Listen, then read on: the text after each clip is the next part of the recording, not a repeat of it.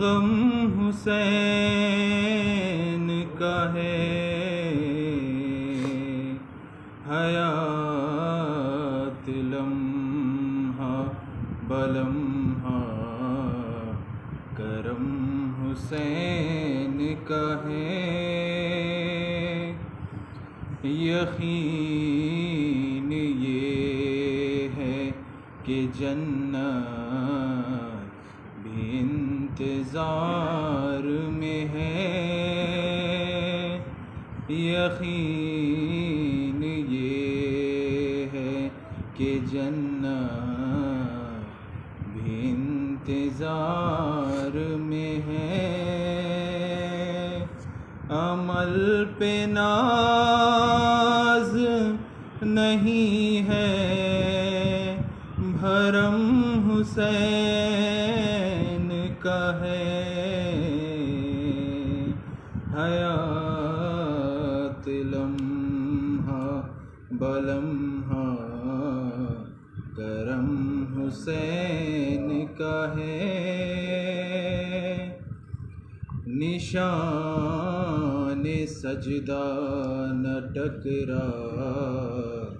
نشان ماتم سے، نشان سجدہ نہ ٹکرا نشان ماتم سے، نماز پڑھتا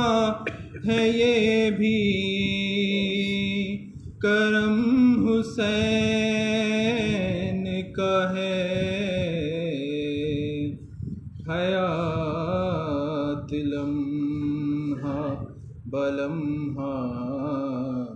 کرم حسین کا ہے، وہ جس کو خانہ کعبہ سلام کرتا ہے، وہ جس کو خانہ کعبہ سلام کرتا ہے، لہو بھرا ہوا نفش قدم حسین کا ہے،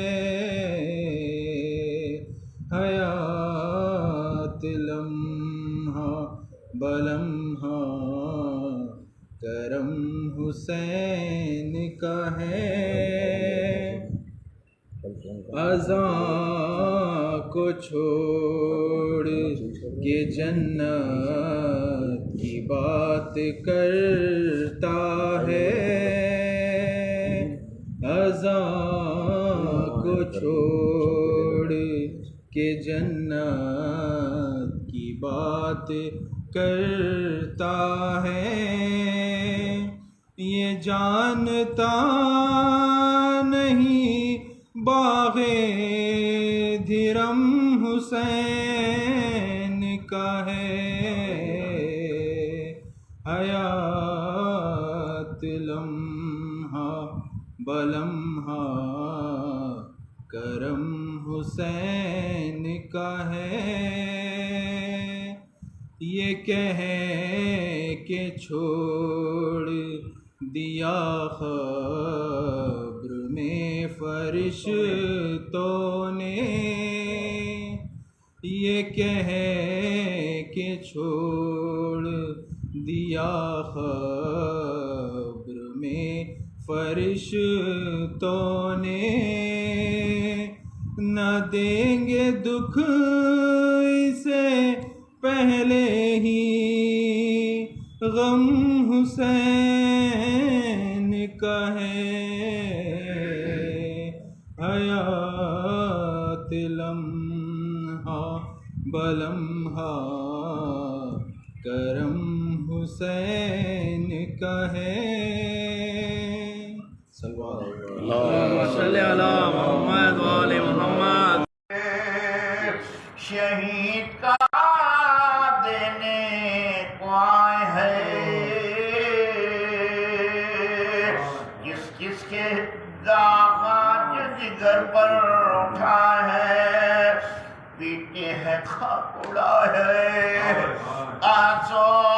بہا ہے یہ تمہارے لال کے گھر میں آئے یہ تمہارے لال کے گھر میں آئے ہم تمہارے لال کے گھر میں آئے سرتا حسین بے قصور تنہا کی گود میں بیٹے کی جان نکلی ہے باپ کی گود میں بیٹے کی جان نکلی ہے باپ کی گود میں دیکھا یہ کہے یہ بانی سکینہ کو یاسر لپٹی وہ دوڑ کر دردوں وسا سے طاقت نہ تھی کلام کے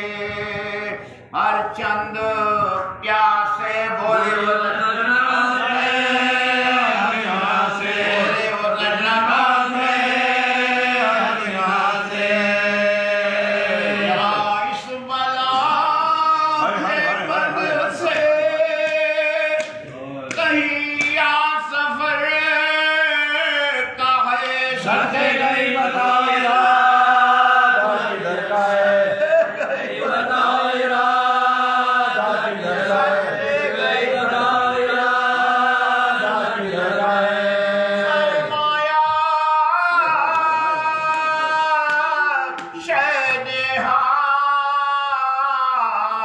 سفر ناتی رہے آؤ گلے لگو کہ یہ صبح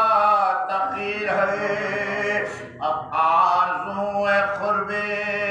خدائے قدیر ہے تنہائے رضائے مبارک کثیر ہے تنہائے رضائے مبارک کثیر ہے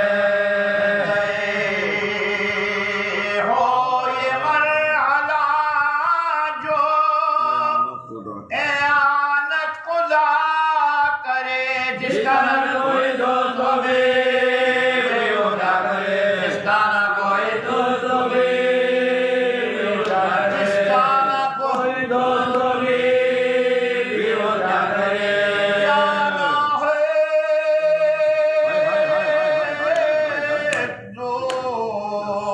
دور شب کو جو آنا نہ ادھر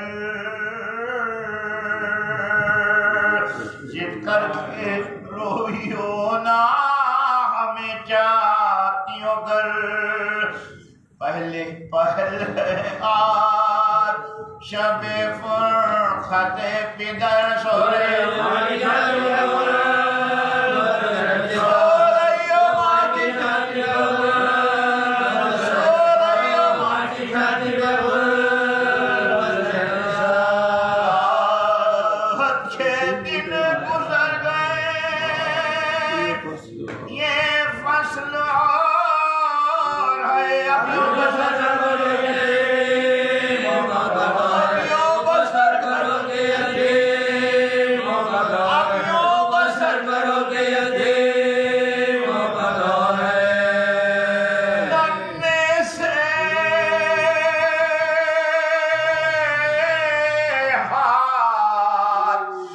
جوڑ کے بولی وہ تشنکار بتلائیے مجھے کہ یتیمی ہے کس کا نام آنکھوں سے خون بہا کے یہ کہنے لگے ماں کھل جائے گا یہ دلوالا جائے گا یہ دلوالا جائے گا یہ دلوالا نہ پوچھو کچھ یہ مصیبت عظیم ہے مر جائے جس کا باب مر جائے جس کا باب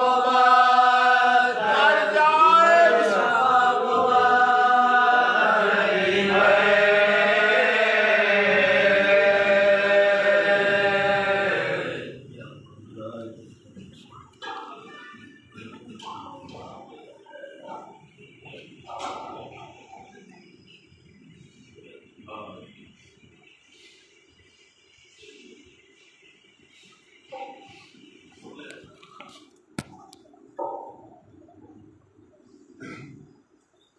باللہ من الشیطان الرجیم بسم اللہ الرحمن الرحیم۔ ارباب عذاب،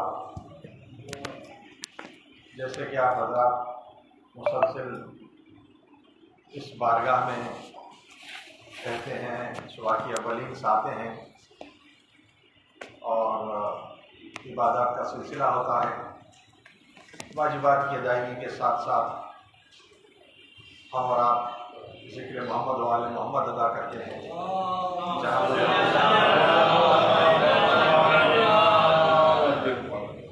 جو یہ فریضہ ہمارا واجب سمجھ کر ہم اس لیے کرتے ہیں کہ یہ صبح کی فجر کی نماز کے ساتھ ساتھ کا سلسلہ ہے، تو یہ وہ عبادات میں شامل ہے، اس لیے کہ ہم بلا فصل ماننے والے ہیں۔ تو فجر کی نماز کا واجب ہونا اور اس کے بعد تعقیبات جو ہوتی ہیں، وہ تعقیبات کا سلسلہ یہاں تک چلا آتا ہے۔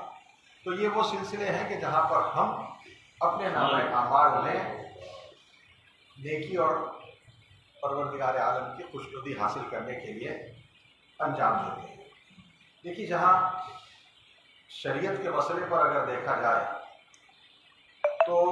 مالک اور مالک کا وارث، ان کی اجازت کے بغیر کسی بھی عمل کو اگر ہم انجام دیں، مثال کے طور پر اگر آپ نماز پڑھنے جائیں اور کسی ایسے مقام پر نماز پڑھیں جہاں پر نماز پڑھنے کے لیے اس مالک کا یا اس کے وارث کی اجازت نہ ہو، تو آپ ساری نمازیں پڑھ لیں فجر سے لے کر شام تک اور تمام عبادات کو انجام دے لیں، پروردگار عالم کی بارگاہ میں گڑ گڑا کر دعائیں بھی مانگیں، اور پھر اپنی عبادت کے اختتام کے بعد میں آپ کو پتہ چلے گا کہ یہ اجازت کے بغیر آپ نے اجازت انجام دی تو یہ قابل قبول نہیں ہے۔ اسی طرح سے اگر کسی دکان سے آپ کوئی شے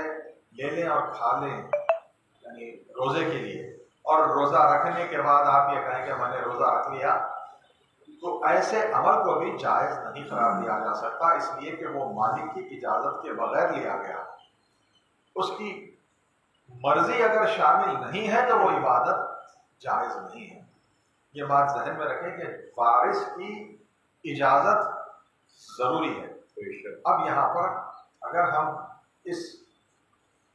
شریعت کے مسئلے کو قرآن مجید کی روشنی میں دیکھیں تو اللہ فرما رہا ہے قرآن مجید میں نے کتاب کا وارث بنایا ہے انہیں جنہیں میں نے چن لیا ہے۔ تو وہ کون ہے جنہیں پروردگار عالم نے کتاب کا وارث بنایا ہے؟ ان کی مرضی کے بغیر اگر کتاب اللہ بھی پڑھی جا رہی ہے تو وہ جائز نہیں ہے۔ اور ہم کو پتہ یہ چلتا ہے کہ محمد و آل محمد جو وارثین کتاب کلام مجید ہے، اور پھر کلام مجید کا بھی یہ ہمارے لیے ایک انمول تحفہ ہے کہ جہاں پر پروردگار عالم نے قرآن مجید کو دو معنوں میں بیان کیا ہے، ایک مفہوم ایک ہی ہے، یعنی مطلب ایک ہی ہے قرآن مجید، لیکن اللہ نے کتاب بھی فرمایا ہے، قرآن بھی۔ انی تارکم فیکم الثقلین کتاب اللہ عطرتی و اہل بیت، اس لیے کہ رسول اللہ نے اپنی تمام حیات طیبہ میں اہل بیت کا ہی لفظ استعمال کیا ہے، لیکن جب دنیا سے گزر رہے تھے تو رسالت باب نے انی تارکم فیکم الثقلین کتاب اللہ و عطرتی اہل بیت کہا۔ یہاں پر رسالت باب نے کتاب کا معنی کتاب فرمایا ہے تو کتاب کے معنی قرآن مجید ہے، اس لیے کہ قرآن مجید کلام پاک جو قرآن مجید ہے، اسی میں پروردگار عالم نے لفظ قرآن کو 70 مرتبہ استعمال کیا ہے، لفظ قرآن کو، اور لفظ کتاب کو اسی قرآن مجید میں 256 مرتبہ استعمال کیا۔ تو اللہ نے یہ مجموعے کو جو کلام مجید ہے کبھی کتاب کہا ہے اور کبھی قرآن کہا۔ کتاب کا مطلب یہ ہے کہ جو لکھا جا چکا، اس سے مراد یہ ہے کہ یہ قرآن مجید لکھی جا چکی تھی لوح محفوظ پر، تو جب کتاب تھی، جب کتاب کلام مجید ہے اور پھر یہاں قرآن کہا جا رہا ہے، جو لوگ عربی گرامر سمجھتے ہیں ان کے لیے بتانا ضروری ہے کہ اقرا سے قرآن ہے. اقرا یعنی جو پڑھا جا چکا. جب قرآن کہہ رہا ہے تو قرآن پڑھا جا چکا. تو یہ نازل ہونے سے پہلے کہاں پڑھا جا چکا؟ اس کی دلیل ہمیں کہاں ملتی ہے؟ جب مولا کائنات ظہور فرماتے ہیں اور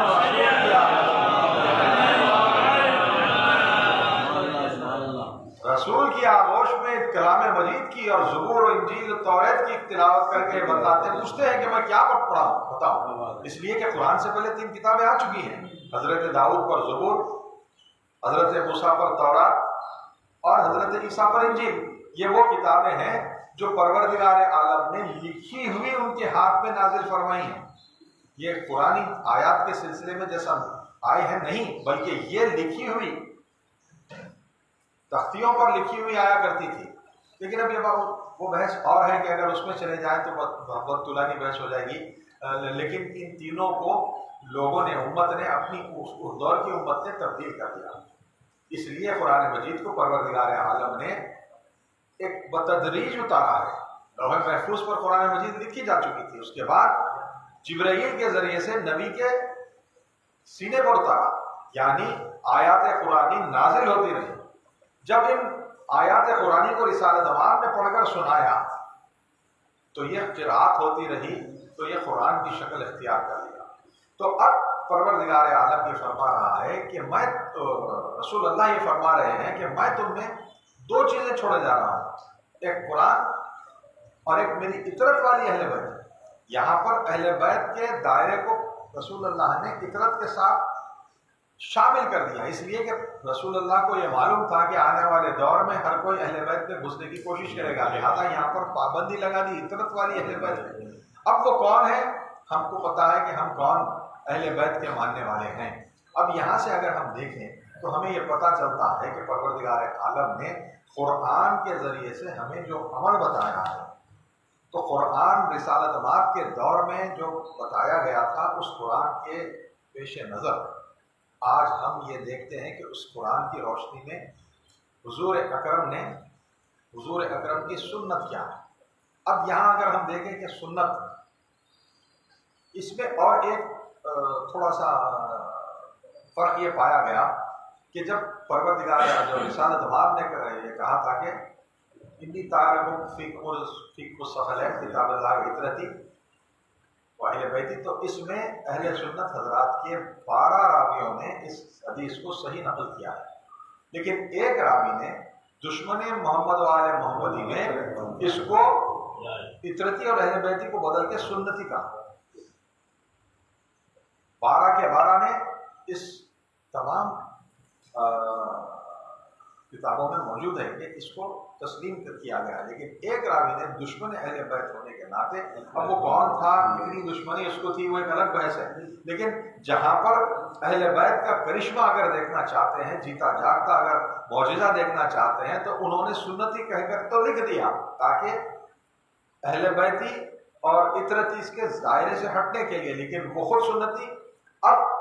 ان کے لیے سنتی ہوا، لیکن ہمارے لیے، ہم اہل تشیع کے لیے، ہم مذہب حقہ کے لیے، اسی میں ہمیں فضائل مل گئے. وہی فضائل اور قصیدہ بن گیا. سنت ہے کیا؟ سنت وہ ہے جو رسالت مآب کہے یا کرے. رسالت مآب جو کہے اس کی ہم پر اطاعت لازم ہے، اسے اطاعت کہتے ہیں. جو رسالت مآب کہہ دے اس کی ہم پر اطاعت لازم ہے. لیکن رسالت مآب جو عمل کرے اسے کہتے ہیں اتباع. تو اتباع اگر کرنا ہے تو رسالت مآب کے عمل کو دیکھ کر اس کی اتباع کرنا ہے، تو وہ ہوتا ہے سنت، یا اطاعت اور اتباع یہ ملا کر ہوتی ہے رسول کی سنت. اب انہوں نے سنت لکھ کر یہ بتا دیا کہ رسول اللہ کے بعد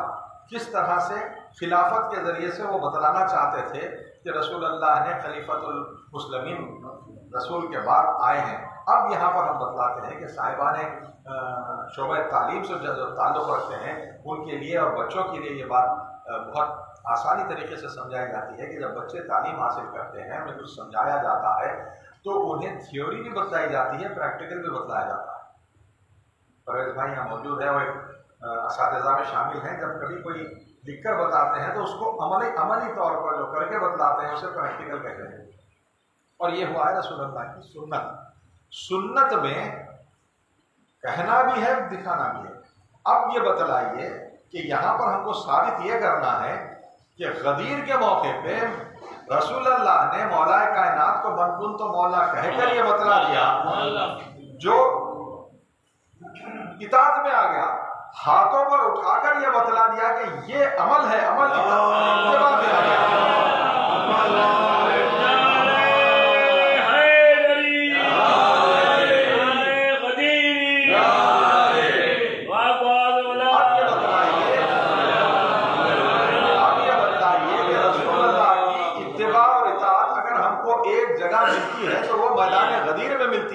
اب اس کی اگر رد ملتی ہے تو وہ بدعت ہوتی ہے. جو رسول اپنی زندگی میں عمل کر دے اور عمل کر کے دکھا دے اسے سنت، اطاعت اور اتباع کہتے ہیں. جو رسول کی زندگی میں جو رسول نہ کرے وہ اگر عمل کوئی کرے تو وہ بدعت کہا جاتا ہے. تو میدان غدیر میں رسول اللہ نے یہ عمل کر کے یہ بتلا دیا کہ دیکھو اطاعت بھی ہے اور اتباع بھی ہے، لیکن اس کے بعد اگر کوئی سقیفہ کا عمل کرتا ہے تو بتلائیے کہ رسالت کے بعد وہ عمل کیا جا رہا ہے تو وہ بدعت میں شامل ہو گیا.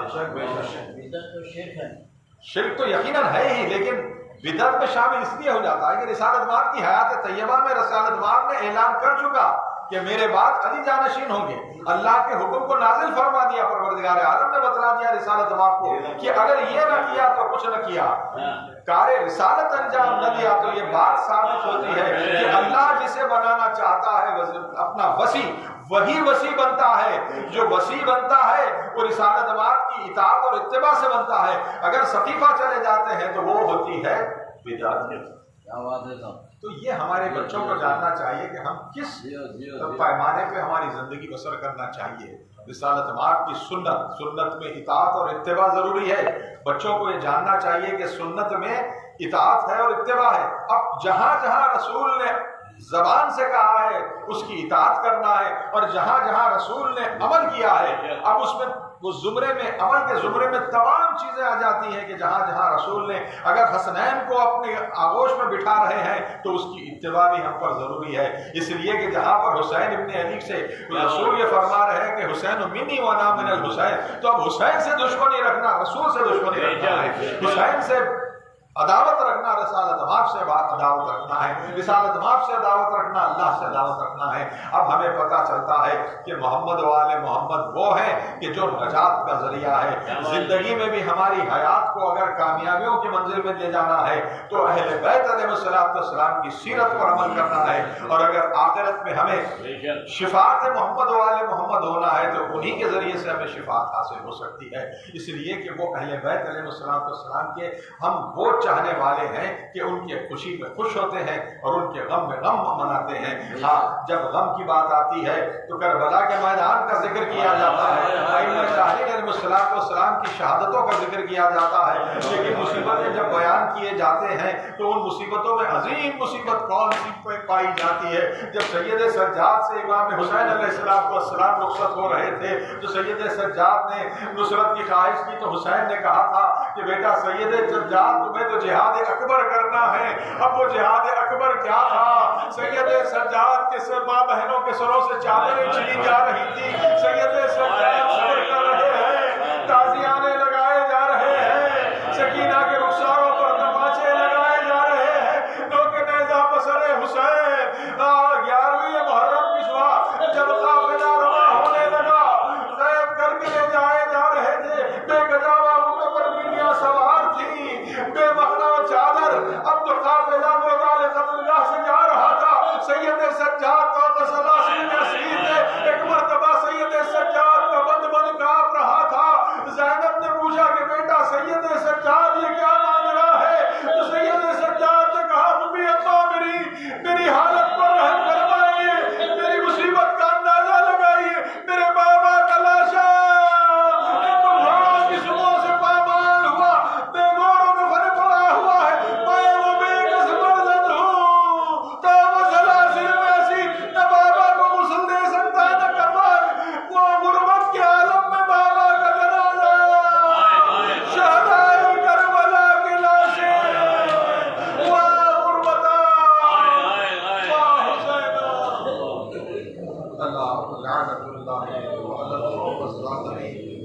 فسيعلم الذين ظلموا أي منقلب ينقلبون ربنا تقبل منا إنك أنت السميع العليم پروردگارہ ہم سے ذکر عظیم کو قبول فرما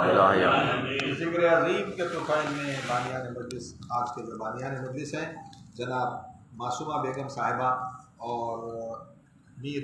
احمد علی صاحب، میر حسن علی صاحب اور میر اکبر علی صاحب، پروردگارہ ان بانیان مجلس کو ان کے خاندانوں کے ساتھ شاد و آباد مرحومین کے درجات کو عالی فرما، رزق و روزگار میں برکت عطا فرما، اولاد کو اپنے حفظ و امان ایمان رکھتے چاہیے مہمات میں شاندار حاضرین مجلس کے مرحومین کے درجات کو عالی فرما، حاضرین مجلس کو اپنے حفظ و امان میں ہم سب کے اور ہمارے اولاد کے رزق و روزگار میں جو مہمات درپیش ہیں ان مہمات میں ہمیں شاندار کامیابی جن مومنین و مومنات کے بچے بیرون ملک میں قصد معاش اور اعلیٰ تعلیم کے لیے گئے ہوئے سب کے رزق و روزگار کا تحفظ فرما، خیر و برکت عطا فرما، ان بچوں کے سروں کو ان کے والدین کے سائے و سلامت، مومنین و مومنات رزق کے لیے پریشان حال ہیں، پروردگارہ تجھے واسطہ محمد و آل محمد کا ان کی پریشانیوں کو دور فرما، رزق حلال انہیں عطا فرما،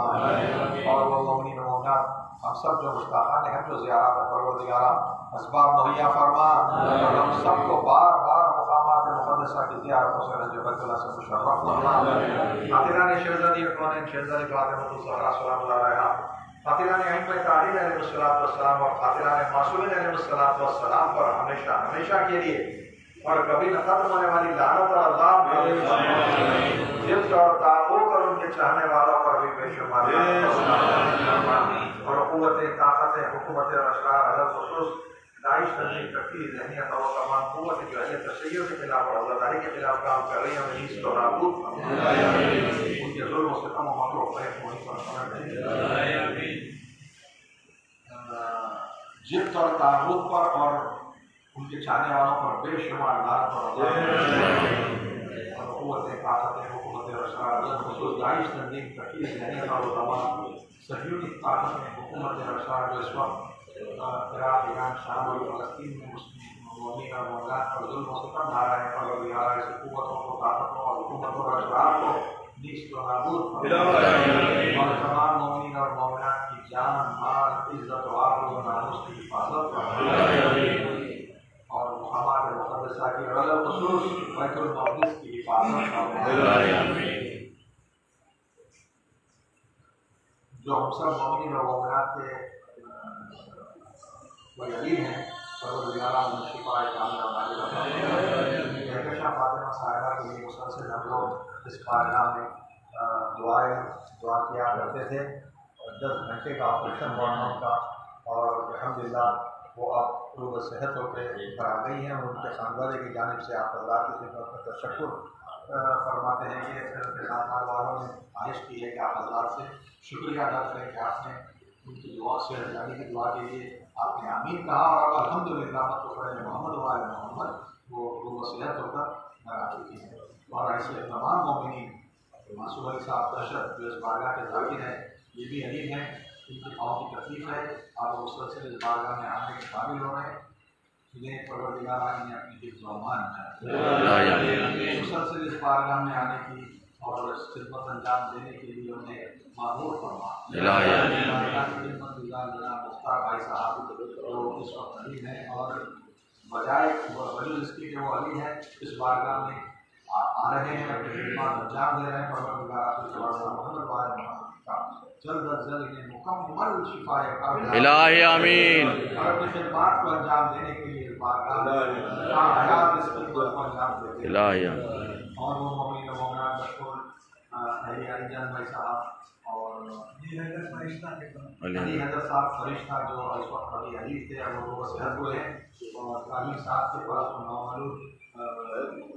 بچی جو اس وقت علی ہے، اور وہ دیگر ان کے خاندان کے دیگر افراد جو اس وقت علی ہیں، اور حسنین سلم ہو، اور مشدی بیگم صاحبہ، اور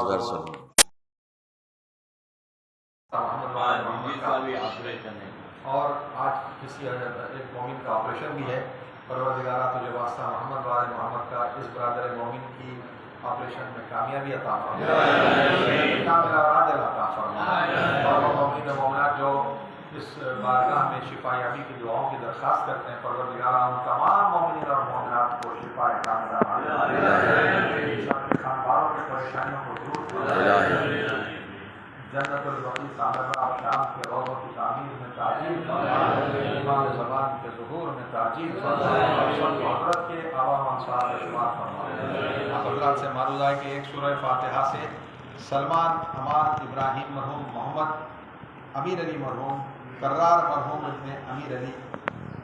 मीर बबर अली मरहूम, सैयदा फ़ातिमा बेगम मरहुमा, मीर सादिक अली मरहूम, सैयद रुस्तम अली मरहूम, कुलसुम भी मरहुमा, ज़ैनब भी मरहुमा, सैयदा ज़हरा बेगम मरहुमा, सैयदा ज़ैनब बेगम मरहुमा, मीर आसिफ अली मरहूम, और इस वक्त इस बारगाह में मौजूद हम सब मोमिन और मोमिनात के तमाम मरहूमीन, आलम शबाब और तमसीली में गुजरने वाले तमाम मरहूमीन मोमिन और मोमिनात, और वो मोमिन जो हमारे दरमियान में रहा करते थे और तेरी जवार रहमत में है, इस सिलसिले के बानियान जो तेरी जवार रहमत में है, मिल्लत जाफरिया में राह हक़ में अपनी जाने कुर्बान करने वाले वो तमाम शहदा, तशद्दुद के हमलों में और आफात आलमी में हलाक होने वाले, इस दुनिया से गुजरने वाले, अगर खुसूस आलिया तशद्दुद के हमलों में शहीद होने वाले तमाम मोमिन और मोमिनात, और वो मोमिन और मोमिनात जिनका दुनिया में जहाँ कहीं भीतर इंतकाल हुआ है, इन तमाम मरहूमीन की अरवाह के लिए आवाज़ बुलंद एक सूरह फातिहा बशमूल सैयद हसन जाफरी साहब के आज कहने में तकबीर है, इन तमाम मरहूमीन की अरवाह के लिए आवाज़ बुलंद एक सूरह फातिहा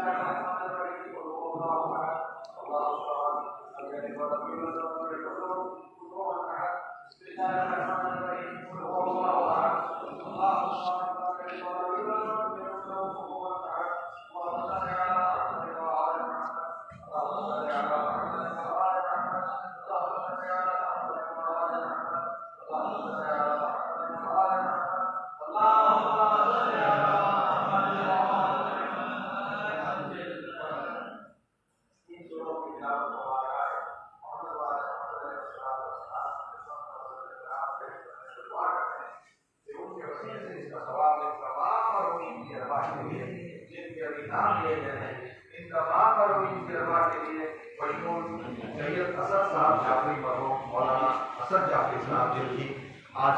तदफीन है ओंटारियो में। ये आलिम दीन है, आलिम दीन थे जो अचानक इस दुनिया पानी से गुजर चुके हैं। इन तमाम मरहूमीन की अरवाह को इस सूरह फातिहा के सवाब को महसूस दुनिया में मिले कुल्ल वली का नुजरत बिन हसन सलवात करे व आबाए फ़ियाल साब फी कुल्ल साब वली व हाफ़िज़ व ज़ाहिर व नासिर व दलील व अनम नखा मुस्लिम व तकरा तुबत्ते फ़िया